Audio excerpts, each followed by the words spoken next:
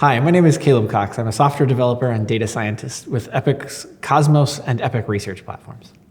And I'm Jackie Gerhardt. I am a family physician, and I'm a physician here at Epic on our clinical informatics team. And we're excited to be able to tell you a little bit about Epic, and especially about a couple things we work on, Cosmos and Epic research. So first, let's talk a little bit about how Epic got started. So in 1979, Judy Faulkner, the CEO and founder of Epic, started Epic in the basement of an apartment building on University Avenue.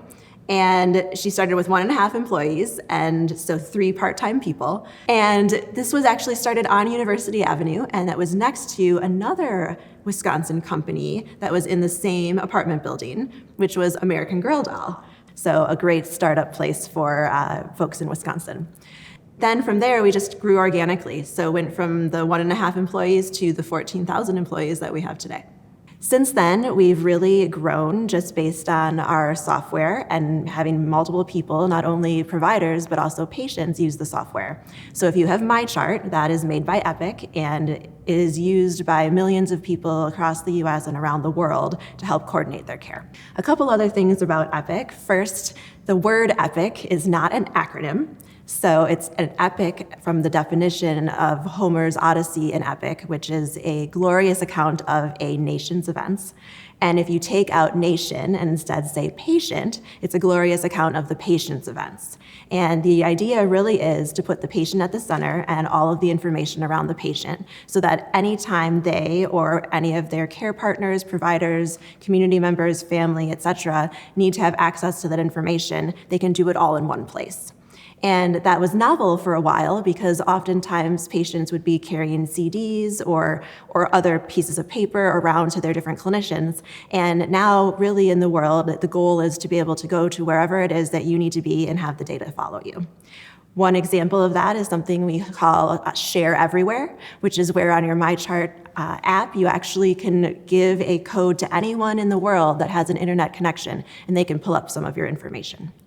So that was the goal, and now today we are working on something as well called the Health Grid, which is not just within the hospitals and clinics, but really is the concept of bringing together your payers, your insurers, your pharmacy, and really anything else, social determinants of health, that would affect you and your healthcare. Because we all know that healthcare doesn't just happen within the office, but it's what we do each day. So with all of that, we became a company that really specialized in doing EHR and healthcare software that was used and grew organically throughout the world. And now we really see the promise of that EHR data as being something that not only is for you and your clinician, but really also helps inform research and advances medicine. And that's where we started thinking about the concept of Cosmos. And I'll turn it to Caleb.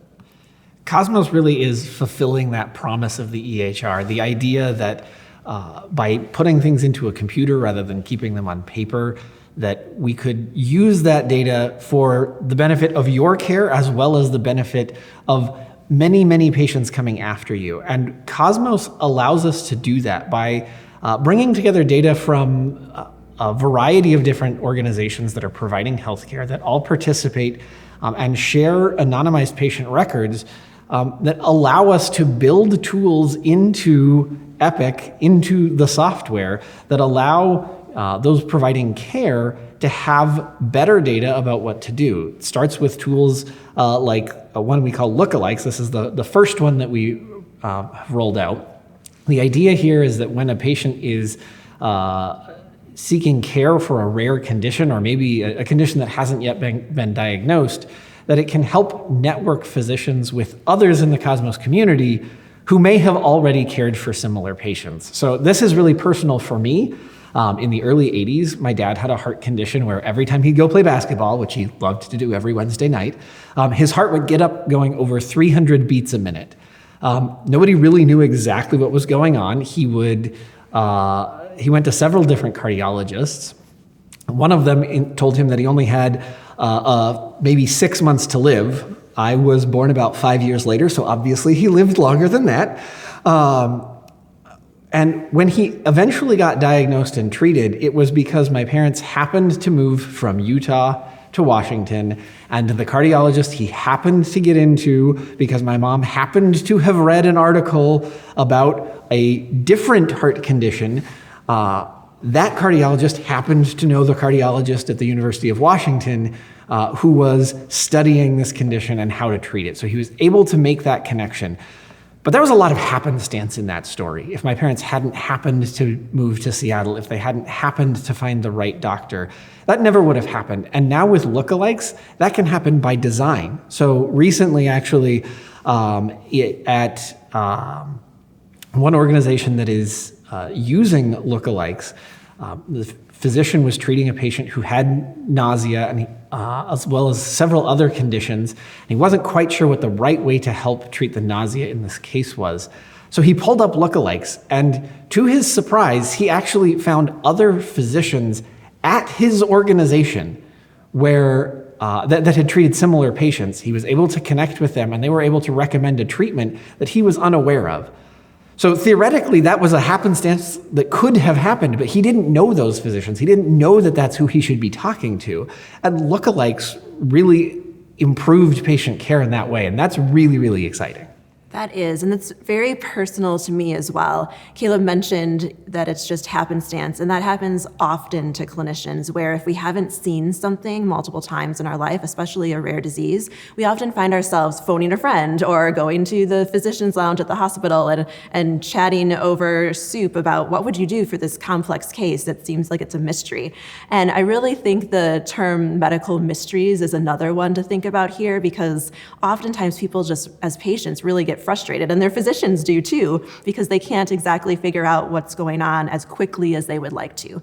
So being able to chat with another clinician that actually has someone that's gone through the same diagnostic journey and could potentially help you with tests, therapies, etc., really helps to bring the best care to the patient. And speaking of best care for the patient, did you want to talk a little bit about that one?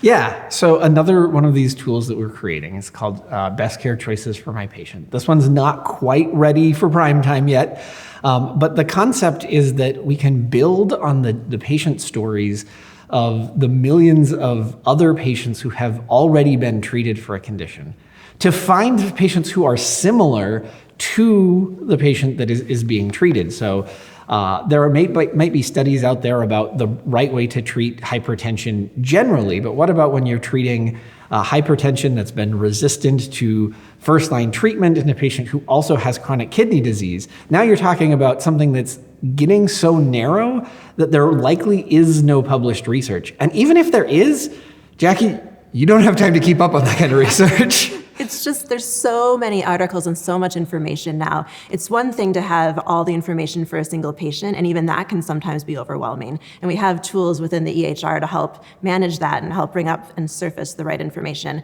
But then when you're thinking about your entire patient population and public health, the concept that you will be able to know every single new study that comes out is really difficult. So we're trying to figure out how to, at the point of care within the software, actually be able to help alert the clinician to when something might be an article they haven't read, or based on population data, whether there might be a new alternative or option that could be done. And frankly, I see that as a democratization of data and an empowerment of clinicians and patients, because it's hard to know when something's published, where it's published, to take the time to do it. And even for your patients, it's hard for them to gather all of the different information, whether it be on Google or whether it be through patient communities, to try to really understand what the best option is. And I've constantly seen patients call, their friends, their families, and try to get information in that way, similar to what we were describing for lookalikes. And really, the benefit to me as a physician is putting that information in the chart for the patient, then I can turn the screen to the patient and say, look, let's go through this, let's share this mutual decision-making, let's see what's gonna be best. And even if what's listed there, if I choose one of the items that we go back and forth, it doesn't necessarily have to be the same decision for every patient, even if we're given the same data. And that really allows it to be precision medicine and personalized medicine, which I really appreciate. Yeah, I think the opportunity to have it be informed by what is most important to the patient is a really exciting opportunity to have patients be involved in their own healthcare. Now, Jackie, I first got involved with Cosmos and Epic research, not with lookalikes or best care choices for my patient, but with Epic research. And it started with a phone call with you. You want to tell a little bit about what Epic research is, how it got started, and maybe even a little bit about that phone call we had? Absolutely. So when working here at Epic, we have physicians that work at Epic, and our job here is to do many things. We help with the development of the software. We help make sure that organizations and physicians are happy users of the software, but we also help with R&D and thinking about what else can we do with the software and the data that's been there. So before the pandemic, we had been thinking about this concept of Cosmos, the idea that each of the organizations that use Epic could share information in a de-identified way, as Caleb mentioned, to be able to help empower insights. And we already talked about a couple of those within the chart, so lookalikes and best care choices for my patient. But there's also this side that is research and the research capability. And I had the chance early on, again, before the pandemic, to be one of the physicians that was sort of playing with the data in a way that we were looking for insights that may have not been achieved before or seen before. And there's kind of three key things. First, we called it Office of the Slice at first, because we have a tool called Slicer Dicer, and the idea is you can slice and dice the data to try to get down to an answer that you might otherwise not have had if you were just looking at the patients in front of you. Cosmos takes that to another level because you can use Slice or Dicer at your own healthcare organization or even on your own panel of patients. But the idea is going from your panel of patients to maybe your organization to maybe your region to the US, and now Cosmos also is international. So how can we use all of that wisdom to try to inform both care and research? And the idea for the research one is you can literally ask any question that has data that is within Cosmos and get an answer pretty quickly, almost instantaneously. And that's such a huge change for the research community because we are very used to having individual data sets, often at single institutions, often not representative of the population. And then we need to do statistics on them, collaborate with others, eventually have it go potentially to a peer-reviewed journal, have that process take usually multiple months, and then often that journal will have the information, maybe have that study, but won't study an individual's specific question. So the goal behind Epic Research was to get good information out quickly and to people that could actually use it. And for me, yes, I had access to certain clinical journals, but oftentimes for patients, those are behind a paywall. And during, early on, as we were thinking of this, we wanted to make sure that everybody felt empowered to be able to make decisions based on the best data that was available to them. So quick and representative and available were the keys. And then the pandemic happened.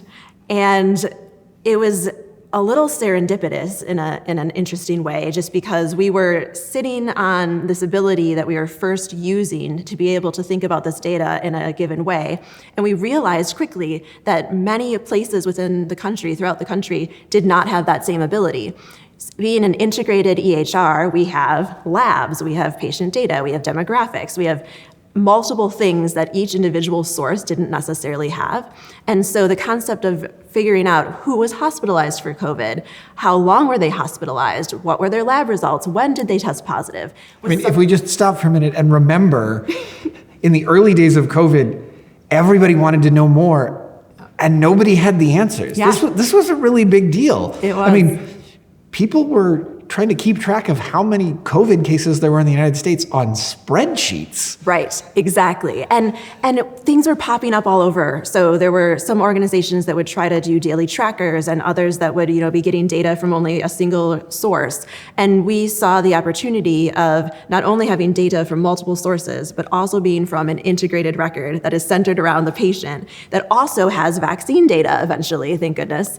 So we saw that as an opportunity to really be able to study things for COVID. So right in early March of 2020, we launched a website, Epic Research, and we started meeting every single day for about an hour each day with all the clinicians, multiple data scientists, et cetera, to try to figure out what is it that as a country, as a world, we don't know, and how could we best inform that, and who could we speak to try to really inform that situation. And early on, one of the examples that we worked on was with the FDA and another one with the CDC, but often Judy will speak about our study that was on ventilators. Do you want to comment on that, or do you want me to take it? I wasn't involved yet. I'll let you take that one. Fair enough. So the study on ventilators, the concept was a lot of different hospitals had shortages of ventilators. And as a physician, we know that when you're treating something that is a respiratory illness, you often, as the oxygen saturations go lower and lower, you often start to think about giving oxygen support. And first, that's just normal oxygen, but sometimes you need to actually help breathe for the person, and that's when somebody gets put on a ventilator. And our worry was, because people were getting very sick at this time, that we weren't going to have enough ventilators around the country. And so there was a question of supply shortages, and also how do we band together as a community to make sure that we have ventilators in the right places. In addition to that, we wanted to mirror that and match that with clinical data as well. So of the people that are on ventilators, how long are they on ventilators, and what kind of severity of illness do they have? So we worked on software that we built out specifically for this to try to look at those specific questions. And what's fascinating is, as we were looking at who was doing well and who was coming off of ventilators, we noticed that people could actually come off ventilators much more quickly than we had ever thought of it before. And in our training, we usually learn that, if your stats are below 88 or even further, that you have to have some kind of oxygen support. And we were learning that people could actually achieve lower oxygen saturations without needing to be put on a ventilator. In fact, there were other methods that we could use to potentially help COVID patients. And so this was huge. I remember Judy had been talking to someone in Georgia, I believe, about this, and he described it as a lights went on moment, where we suddenly realized that we could have more capacity with ventilators if we just used them in a more intelligent way. And so that was kind of the first, oh my goodness, we have data that we can bring together that can actually truly change care. And we estimate that thousands of lives were saved just from being able to allocate those in the right way. So that was one of the biggest aha moments. And then from there, it just kind of exploded, and we started doing more and more studies on COVID, but on other things as well. And right around that time, I was completely jazzed, and I called Caleb, and I tried to explain, what Cosmos and Epic Research were kind of doing, and he was interested, but not super. I was a little skeptical. He was Let's kind be of real. skeptical, a little bit not sold. Fair. It's brand new and something that it's like, hey, you want to start this really crazy new project that is hard and only a few people are working on that can help our country? And he's like, sure. So I just was like, you know what? Let me show you the data. So I pulled up Slicer Dicer and just started doing queries, and it was like, did you know this? It was so cool. Give me a question. Oh, here, in 10 seconds, I can do that. And I saw him kind of mouth drop, and I was like, yeah, we're gonna do this together, and it's gonna be something that's really amazing. So I'm thrilled to have you on the team, and since then we've done some really amazing things. Yeah, I'm so glad that we had that call, and that you had the foresight to show me the data and really get me excited that way, because it's been a great opportunity. You talked about how we worked on COVID things, but then we started to look at broader questions. One in particular that stands out to me was when Mpox was going around in the United States, and there were questions about who should get vaccinated, and do they need 1 or 2 doses, and no one really knew quite what to do. And this was sort of taking a little bit of a backseat to COVID still, but it was definitely something that was very concerning. And we had worked previously with folks from the CDC on COVID research, and I got a call one day from some of the folks we'd worked at the CDC and said, hey, we really need to understand how well the Mpox vaccine is working, and we don't think there's anybody who has enough data in the world to answer this question except you guys. Can you help us? And so we teamed up with them, and that was the week before Thanksgiving. By the 2 or 3 weeks later, the first week in December, we had the first draft of a manuscript ready to publish. Now, if you're not familiar with sort of the typical research process, that is just lightning fast. It was incredible to be able to turn that around so quickly and answer such a pressing question. And that's sort of just one example of times that we've done that. This might be, I don't know, this is probably my favorite Epic research story. Back in early 2023, there was a lot of talk about strep throat. I don't know, Jackie, I know you practice in urgent care. Yeah. I was seeing strep throat spike. I remember calling you on the phone and being like, what does Cosmos say?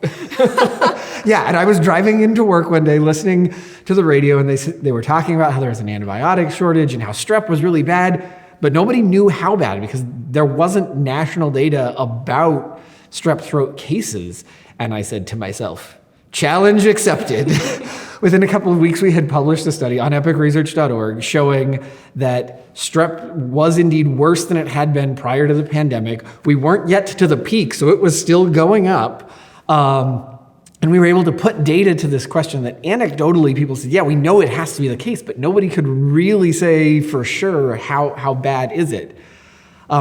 We had also just recently put in a data tracker framework, and we should talk about that too. Yeah, let's do back to basics for 1 second. So Epic Research, just to hit it home, you can go to epicresearch.org and you can subscribe to get our studies. They're about once a week or so. And we will just send you an email about the study, and you can go there and read it. It's just a brief. The goal is to really get, again, good information out quickly and in an easy, understandable way. So that's the first. And the second, if our ideas like strep have spiked an idea for you, please go to epicresearch.org and also click on the ideas link, and you can submit an idea.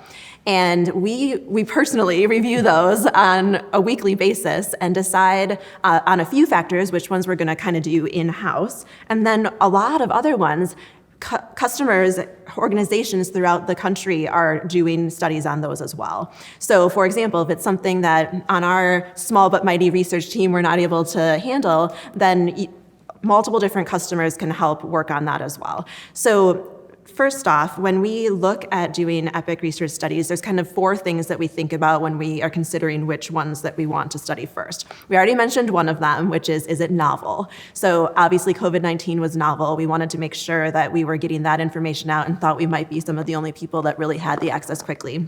The other is, do we have the data? Is it in Cosmos? If the right data to answer the question aren't in Cosmos, then as much as we might want to answer a question, we'll have to pass. Yeah, and a third one that sometimes is tough because as researchers, we want to just know everything, but we really need to narrow it down to things that are going to be clinically applicable, that actually might change practice, and that are able to really inform others. And so while we are somewhat interested in having a study that was done on a small number of patients and then doing it on a very large number of patients, it's even more helpful if it can be, done quickly on a database that makes sense in new, novel information, and also something that's actually going to advance care.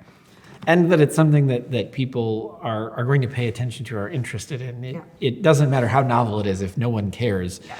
That's not really helping move the world forward. It's not helping contribute in a meaningful way. Yeah, and that's the 4th thing. So making sure that not only it can be useful, but we want to make sure that it's applicable to people that actually can apply it. So essentially, if you have a really rare disease, there are other tools that might be better for that we already talked about in our clinical tools. And there may be researchers in the Cosmos community who are better positioned to answer those questions as well. We have a number of researchers in the Cosmos community who specialize in rare diseases and have the expertise that's necessary that we may not have. Yes, and that brings up a good caveat. So Epic research is not meant to replace clinical trials or replace specific traditional research methods that a lot of academics do.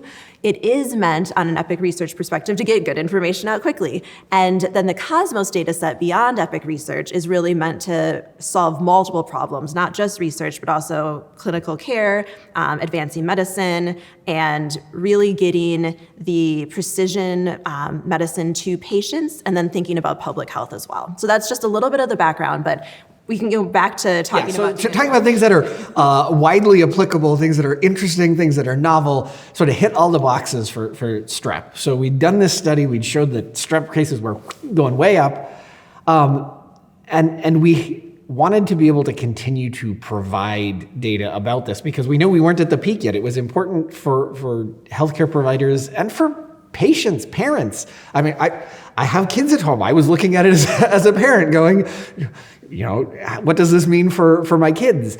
So we wanted to be able to publish data regularly. And this was not the first time we had encountered that. So we had created this framework that would allow us to publish new insights without having to do a new study, where we could regularly publish updated data. We call it data trackers, not necessarily the most creative name, but it is self-explanatory. And so we created a strep throat data tracker so that people could track how strep cases were trending over time. And we had that turned around in a matter of weeks as well. And that to me just sort of epitomizes all of the things about EPIC research that are really important. Now, talking about how we came up with that idea of data trackers, like I said, this wasn't the first time we had been asked to look at updated data for a study. Jackie, do you want to talk about the cancer screenings during COVID? Yeah, absolutely. So as you can imagine, as a primary care doc, I was worried that with people staying at home, they weren't getting their pap smears, their colonoscopies, et cetera. And there was a large question within the public health community of how does that affect an individual's health, but then also how does that affect our health, our public health, our health as a nation. And there were other countries somewhat looking at this as well, but we were trying to figure out what data set will allow us to look at the most results that can then help us determine not only are they getting done, but after delay, when they're getting done, are they showing something that's more precancerous or closer to cancer? And then, 5 years out, since we've assessed it back in 2020, now next year we will be able to see it again since it's constantly updating on this data tracker. And the idea is that we then don't have to keep asking the same question, well, how about now? Well, how about now? Because we of course, are worried that at some point, maybe the cancer rates will catch up to us, and we can really get that information clearly out of the data tracker. And good news, so far, we've been seeing that not only did the screenings that were missed, most people make those up and get them back, but we also haven't seen much of a dip or a rise in significance for cancer in the majority of ages. So you can take a look at that. Yeah. I mean, good news, even though a lot of cancer screenings were delayed because of COVID closures, organizations were still prioritizing the patients who are at most high risk, and we're able to prioritize getting patients back in. So on the whole, I would say that that's been a success for the health systems and for patients, that in spite of all of the other challenges, that's not another knock-on effect, at least not yet from COVID. And interestingly, when we started publishing information on cancer, obviously a lot more questions came up, not just the screening part. And so right around the same time, USPSTF, which is the United States Preventive Task Force, updated their guidelines on how they were treating and actually screening colon cancer. And it started to include younger people. And so we wanted to see if in the data that screening was starting to follow those guidelines and if there was an inflection point at the time that the actual guidelines changed. And we did find that. And what was great is we were able to partner then with Fight CRC and also just in general with HHS, CDC, et cetera, to say, all right, when you're thinking about these things like Cancer Moonshot, or when you're thinking about how are we doing cancer funding, what are the biggest things we can be thinking about, and are we achieving the outcomes that we're hoping to? Are we getting the cancer screenings done? Are we detecting them earlier? And so being able to not only publish that online and at epicresearch.org, but also being able to work with public policy and efforts that are able to advance future research has really been a win. And in the community, as we look at ourselves as maybe a spark or an idea generator, we hope that then people will take that same thing and go into either their own data sets or go into Cosmos if they're a contributing member and investigate it more clearly and further. Yeah, we also hope that they'll act on the information. And another great story is that we had a group in Maryland approach us and say, hey, we've been tracking how testing is being done in the emergency room when a patient shows up with an overdose for fentanyl. For reference, fentanyl is the most common overdose drug, but it turns out it's not widely tested for, or at least it wasn't at the time in the ED. They had checked on their local data at the University of Maryland. They had collaborated with other health systems to look at emergency department data from across the state, and they approached us and said, hey, we want to collaborate with you and look at this across the entire United States. So we did that. We published a study that showed that, 5% of the time when a patient showed up in the emergency room with an overdose that they were being screened. And that actually translated into changes in policy across multiple states in terms of what's required when a patient shows up with an overdose. Yeah, and what's even cooler about that is it helped change policy. It gave information got out quickly and people were more informed. But also then, because we are still a software company, we were able to go back to how do we make this easy for a physician to order when someone shows up in the emergency department. So one of the things, it's all good and helpful to know the information and to want to do the information and to want to take action on it. But if you can't take action quickly, then it makes it harder to do the right thing. And so one of the main principles that we have in Epic development is difficult for us, easy for them. It's the duet principle. So the idea is how can we at Epic make it so that we develop and configure the software such that whoever is needing to act on this is able to easily do it. And along that same line, during COVID, we were constantly thinking what information are we gathering when a person orders a test? So when I would place a COVID order, we went through multiple different renditions of how many times do I need to click something in order to get to the end. And we found that there really needed to be this interesting balance, this good balance between try to gather as much as you can from the patient's chart without making the clinician do something, without making the patient do something, and only when absolutely necessary have any other inputs. Otherwise, just order the test. And that's an interesting concept because in public health, we always want more data, right? We're always asking more questions. If you found a COVID researcher, they wouldn't want to just know when you were tested and when you were treated, but they would want to know everything about you and everything about your case and your symptoms and so forth. And really, at that kind of a time of a crisis, we needed to make sure that we were asking the right questions that were actually going to help clinical care. And I think that's so important as we think about Cosmos, because really, as we were working with Cosmos, the main goal at the start of it all was how are we going to actually impact care? And how are we going to bring that so that people really are able to feel the effects of it and it's not something that is kind of written about and then forgotten about.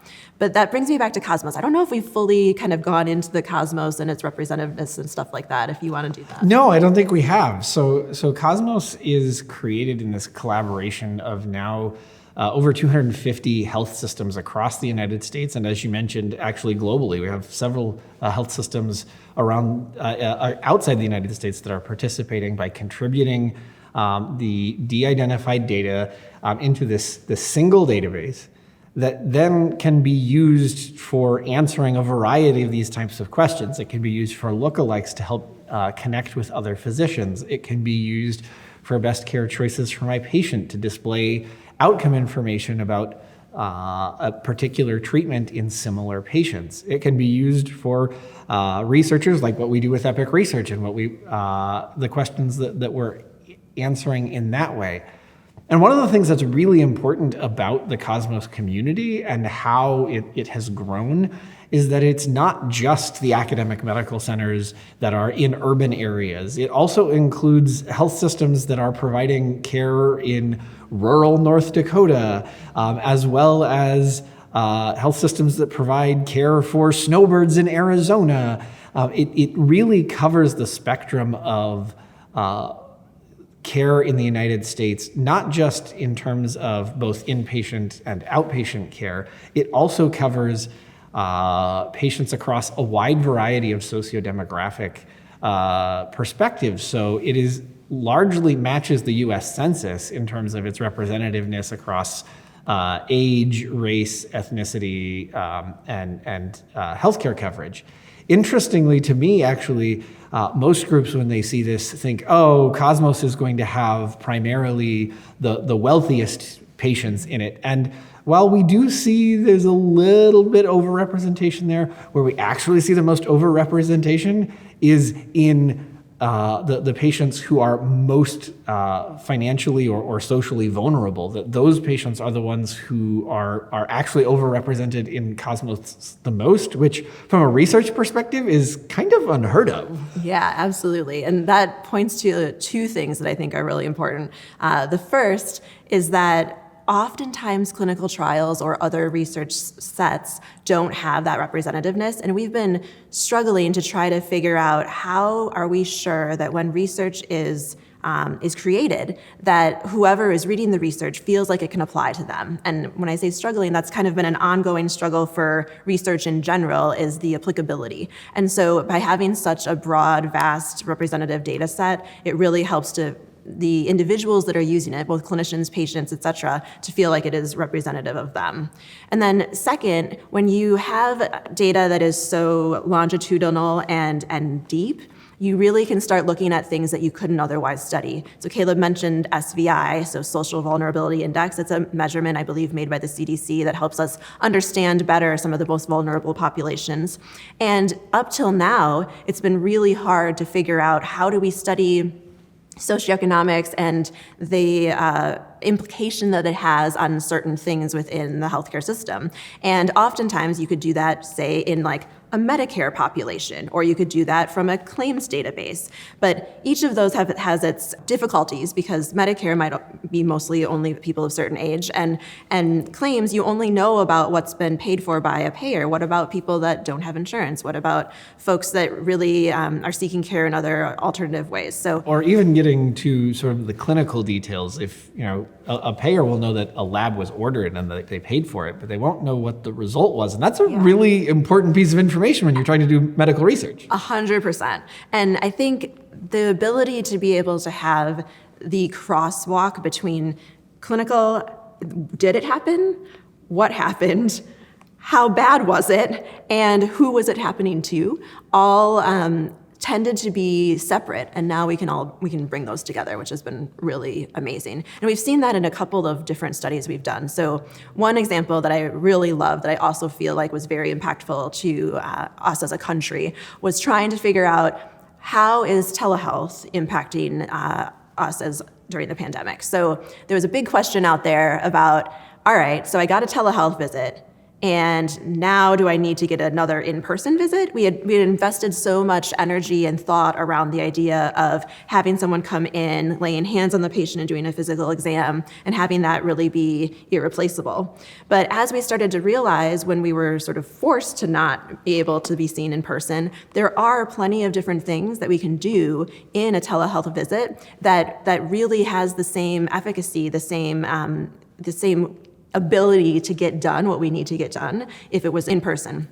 So, for example, we looked at how often someone needed to get another follow-up in person within 90 days after having that telemedicine appointment. And I was actually really surprised by how few people actually needed to get another follow-up. And that was great, because not only is it increasing access, it also increases access to rural areas, but even more so, it allows you to make sure that you're not duplicating care and you're not overspending. So I think it's a huge win for us. And we then divided that up by specialty, and no surprise there, OB as a specialty needed to see people in person within 90 days, because as you can imagine, during a pregnancy that has 3 trimesters, you need to get things like ultrasounds and labs and so forth that really can't be done via telemedicine. So that made sense. But so that was the lowest percentage, but the highest percentage was in mental health. Which is incredible when you think about the access issues that patients have with getting into mental health providers. To be able to reduce that barrier and say, you can talk to your mental health provider from wherever you are at, wherever you're comfortable. Yeah. It opens up possibilities both in terms of patient comfort, but also in terms of geography. Maybe a mental health provider that I need to see with a particular condition, it doesn't live in my area, but they do live elsewhere in my state. Now I have options for seeing people that I didn't before. Yeah, absolutely. Access is a huge one. I mean, even going back down to OB, we all know that some counties within Wisconsin don't have an obstetrician. And so same thing, like if you're able to get access to someone that is outside of your community because you need specialized care, that's a huge deal. And on the telehealth subject, we really were interested in seeing what about insurance. So another thing that we have within the Cosmos database is to figure out who's on Medicare and Medicaid and who's on private insurance or self-pay. And by using that kind of information, we can also see who is accessing and using telehealth. And in addition, think about, all right, who is using it, and therefore how should we as a nation, as a country, be billing for this or reimbursing for it?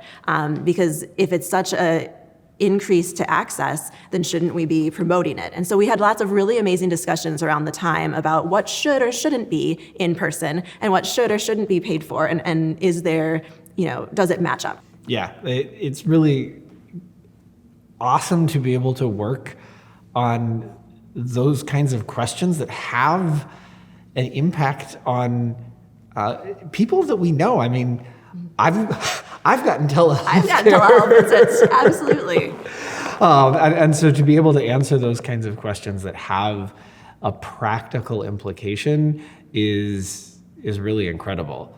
When I think about practical application, we also talked about things that are novel, widely applicable.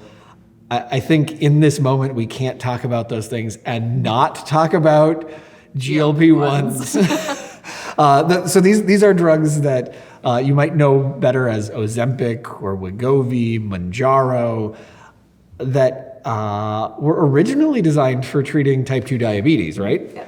Yeah. So originally, this was one management of type 2 diabetes. There's multiple different ways that you can get these kind of medications. You can take an oral pill, but more recently, the ones that have really gotten the most media attention have been the ones that are injectable. And the idea was, if you take these injections for diabetes, how much is that helping? And it really was showing for a while, we had good research that it was helping a lot. But then the question came in. Well, I want to stop you there for a minute. I want to rewind to, this was about a year ago? Yeah. It was sort of blowing up on social media. And there were legitimate questions of, okay, there are these celebrities or these influencers who are saying they've lost all of this weight. Yeah. How much do I actually believe that? Yes. People were inherently skeptical, as you should be, at social media. Yeah, absolutely. And so we were able to actually start by saying, in the real world, the hype, this is actually living up to the hype, which was remarkable to me. I was deeply skeptical that we were going to see that they were as effective as it turns out that they are. Yeah, I was deeply skeptical as well. Even as a clinician, I get excited about new medications, but also you worry about things like side effects or, what is the opportunity cost? Is there something better that this person could be doing and so forth? And so one of the first studies that we published, I remember seeing a ton of media about how if you're on the medication and then you stop it, you regain the weight and then some. And we really didn't have a ton of data on that because using the medication for weight loss or for obesity was not an indication until recently. And so the only data we had were really on those diabetic patients.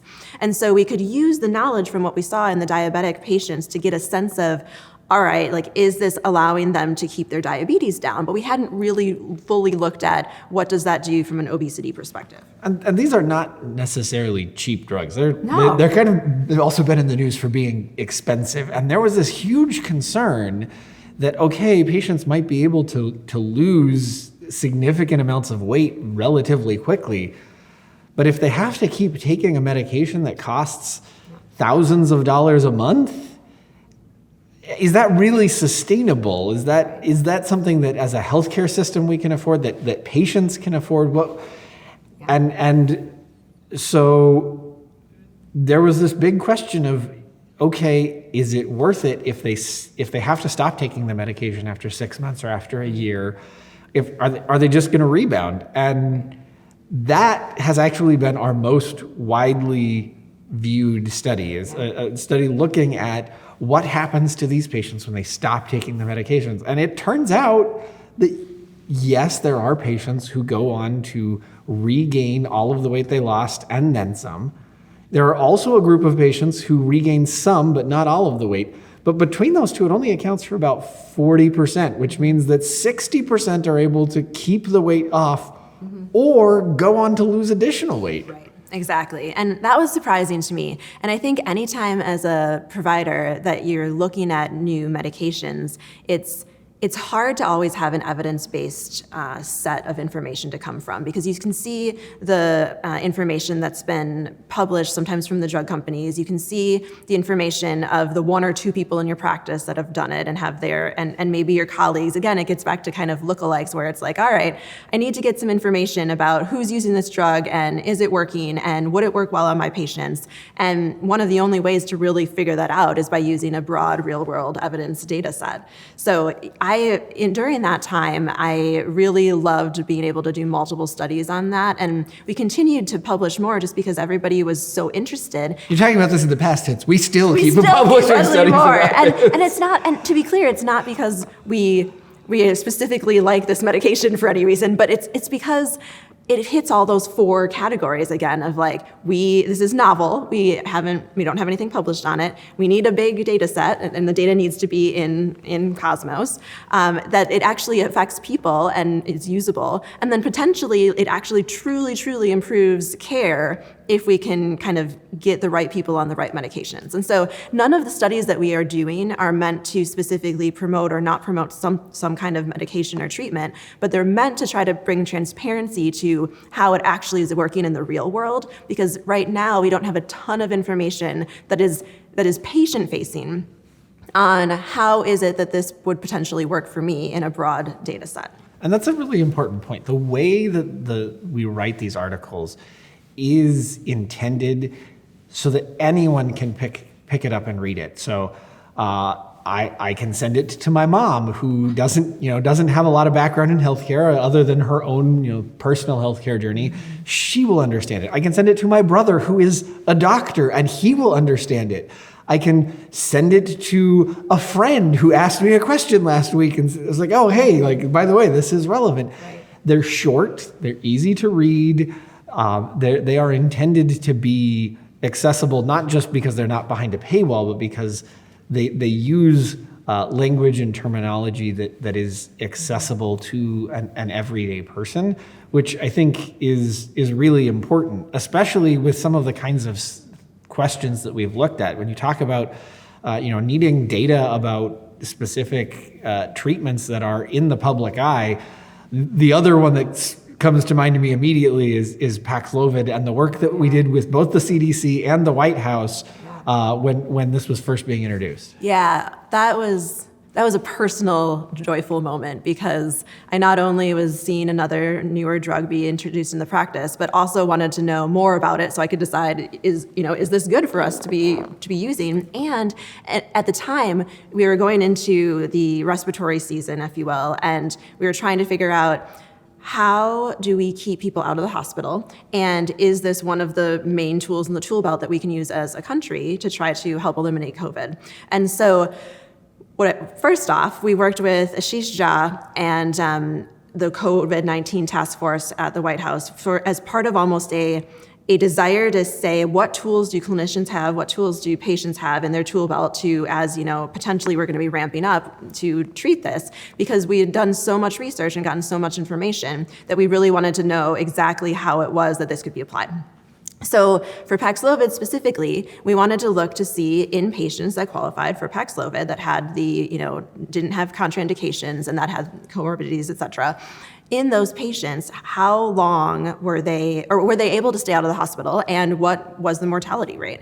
And even though the medication had, of course, had its clinical trials and things done within the vendor space, we were able to bring, to my knowledge, some of the first real-world evidence of the use of Paxlovid to clinicians and patients so they could actually understand and even ask for it when they were at a visit. And to this day, I think it's been one of the most helpful things we've done, because people know that when they get it and if they are at risk, that they have something that they can do and they're empowered. Yeah. I mean, when my parents got COVID after we published that study, I called my dad and was like, make sure you're make sure you're getting Paxlovid. It really does make a difference. And you said, it was really the first study showing that with real world data. There had been a study that was published while we were doing this work. We'd started this work before anything had been done. There was a study that was published out of Israel while we were doing this work that said it didn't show that it wasn't effective. It just, they didn't have enough data to show if it was effective. In certain age groups, exactly. Yeah, they basically said, well, if you're under 65, we can't vouch for whether or not it works. And we were able to. Yeah, there was a specific age group in which we had more data. And so for those of the researchers in the crowd, sometimes if you have too little data, you don't have enough power in your study, or you might have confidence intervals that overlap. And we were able to have enough data that allowed that to be more narrow confidence intervals to actually give us an answer, which was really great. So you should check that one out. You should check some of the GLP-1 ones out, the telehealth one, the cancer one. A final one that I'll discuss that I'm really excited about is the HDL and LDL one that we were just chatting about. So this is such a great study. Yeah, as a primary care doc, I'd always wondered, all right, I know I need to get my patient's cholesterol down, or at least I need to get their LDL down and potentially their HDL up. And the question was, you know that there are certain standards maybe to get, say, LDL below 100, but how does that apply to different patients? And also, okay, let's say that we did it. Do we keep going? Is it better to be 90? What about 80? I don't know. What happens if we get down to 40? Is that really bad? I remember you telling me this, and I was just blown away. I was like, you mean we don't know that whether or not it's bad if your cholesterol gets too low? Like, how is this a question we don't know the answer to? I spent probably an hour trying to find the information on the internet, and it just wasn't there. There weren't published studies, there weren't guidelines. I was just shocked. Yeah, actually, this idea came both from my practice, but then it also was reemphasized by a story with my mom. My mom is extraordinarily healthy and eats lots of really healthy fats and has this amazingly high HDL. And in addition to having high HDL, her LDL was starting to climb up a little bit, but it was still way below normal. And for her, I had the question, do we want you on a statin? If so, why? What is the goal here? What are we actually trying to do? And so in addition to looking at the numbers, we looked at outcomes like heart attack and stroke. And those are really important because when we try to keep people's cholesterol down, it's not just about the number. It's not about getting you, as we said, there's no research to say you need to get to a specific number. It's always been thresholds of try to get under something. Right. The number itself, whether, as a patient at 100, that I'm at 100, it's just a number. It doesn't mean anything. Right. What does mean something to me is, am I at risk for a stroke? Am I at risk for heart attack? Right, exactly. And so ideally, I'd want to sit in front of my patients and say, all right, you are at 100. But if you were at 90, that would bring down your stroke risk by X and your MI risk by Y. And while we do have tools to be able to do that, really what we wanted to know is, instead of just picking single points like 90, 80, 70, what is it overall? Is there a dip or a peak or a valley and where it might be the most useful? And it turns out there is. And I feel like before that, it might have just been try to get it under a threshold or get it as low as possible. And now we have a better sense of sort of how to manage it.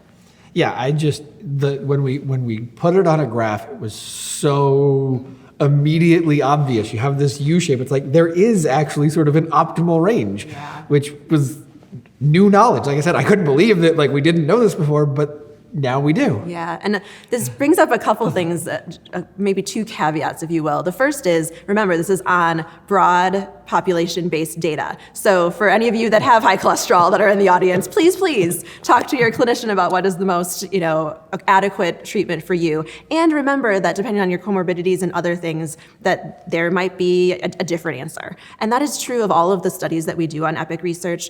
We are trying to get good information out quickly that is generally applicable, that is on a broad audience, that is from real-world evidence. And so in you, just going back to the things like lookalikes or best care, you also need to have all of the information that is specific to you applied to that real world evidence to actually figure out what is going to be with figuring out with your clinician what's going to be the best path forward. And then the second caveat is that we, of course, there's so many people in the world that do research. Some of them are academicians, some of them are, able to do it through the government and so forth. And I think all of us need to stand on each other's shoulders and learn from each other. We know that Cosmos isn't the best data source for everything, not for every kind of research. And we also know that there isn't going to be every question that this can answer. And so how we integrate within the rest of the research community and within the clinical community is really the goal. It's to try to kind of lift all boats, if you will, in addition to putting out just generally applicable information. Yeah, and in the medical community, it's important that it's not just a single study that confirms something. So I always get excited when we put these kinds of things out and then someone else builds on our work. To me, that's where I feel maybe the most proud of our work is when we see others that build on what we've done, and that it's not just us by ourselves, that we are participating in this broader effort. Yeah, absolutely. There's a couple that come to mind. You mentioned a collaboration before around fentanyl. We've also done a collaboration, I believe earlier this year, on how pulse oximetry rates are in patients with different skin color. And so there was knowledge about in the community that pulse oximeters maybe don't as accurately generate a number in certain populations as opposed to others. And what's interesting is all of that data had been collected on sometimes small samples of patients, and sometimes in a way that wasn't discretely specific to the time. So for the clinicians in the crowd or the folks that have been on a pulse oximeter as patients, you'll know that it measures your oxygen real time. But then how we calculate that is we tend to take a measure down, and maybe we recheck it again in 4 hours, like the nurse will come by it and maybe write it down or something. But in the Epic, in Epic, in the database, we're able to actually get that down to a 5-minute window where we can actually get each pulse oximeter reading within that narrow of a gap. And nobody had been able to study it like that before. And why that's so important in this case, when we compare to oxygen in blood to oxygen in your finger, the readings, you need to get them near real time exact so that you're trying to measure, okay, if your finger is accurate, is it equal to what is being measured as your blood oxygen? If you measure blood oxygen and it's low, and then you all of a sudden start treating someone with oxygen, of course, a minute or so later, you're going to have an increase in oxygen, and you won't be able to see that if you don't have the narrow window of getting them both at the same time. So we were able to do that study in a collaboration, I believe also with the University of Maryland. Yeah, it was also with the University of Maryland. Yeah, and so that one we published on epicresearch.org, and it helps to inform some of the work around pulse oximetry devices and how they're going to be approved. Yeah. Last study I want to talk about, I know we're getting close on time here, but the last study I want to talk about was actually sort of started as part of another collaboration and ended up as a spin-off study. We had been working with the Washington Post looking at long COVID, and we'd been brainstorming a couple of different ideas. And one idea that came out of that brainstorming session was this question of, is long COVID unique to COVID? We didn't end up doing that with the Washington Post, so we said, okay, well, if we're going to not do that as part of that collaboration, let's still go do it ourselves. This is a really interesting question. I remember driving home that night thinking, like, what are the things we're going to learn about medicine from COVID that apply more broadly, that don't just apply to COVID?